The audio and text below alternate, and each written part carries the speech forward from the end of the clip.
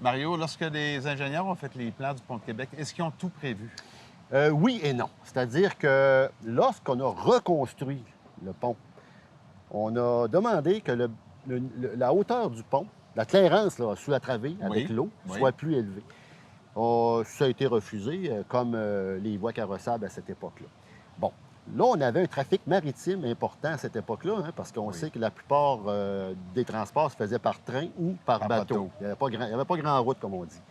Si bien que plusieurs compagnies de transport maritime, tu sais, c'était à la mode, hein, les bateaux, les grandes cheminées, les grands Oui. mâts. Plusieurs ont dû couper leurs mâts pour être capables de passer sous le pont de Québec. Je te donne des OK. exemples. Le Louisiana avait une hauteur de 192 pieds avec ses mâts. Le Caragna avait 185 pieds et le Aquitania avait 184 pieds. C'était haut. Puis il y en avait d'autres, là.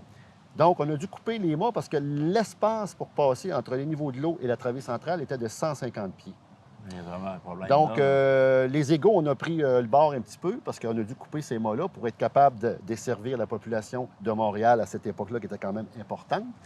Et on se rappellera également, lors de Québec 84, il y a un des grands voiliers russes qui n'a pas pu passer parce que lui, il avait 168 pieds de mât. Naturellement, lui, il n'a pas coupé Non, ses mâts, là. j'imagine que non. On s'entend là-dessus. Puis, il y avait aussi l'espace entre la travée et le niveau de l'eau. Mais à cette époque-là aussi, où c'était questionné avant d'ouvrir la voie maritime, la travée centrale est au fond.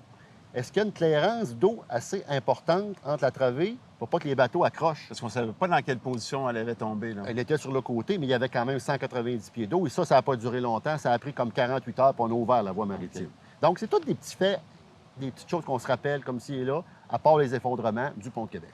Vraiment intéressant, Mario. Merci.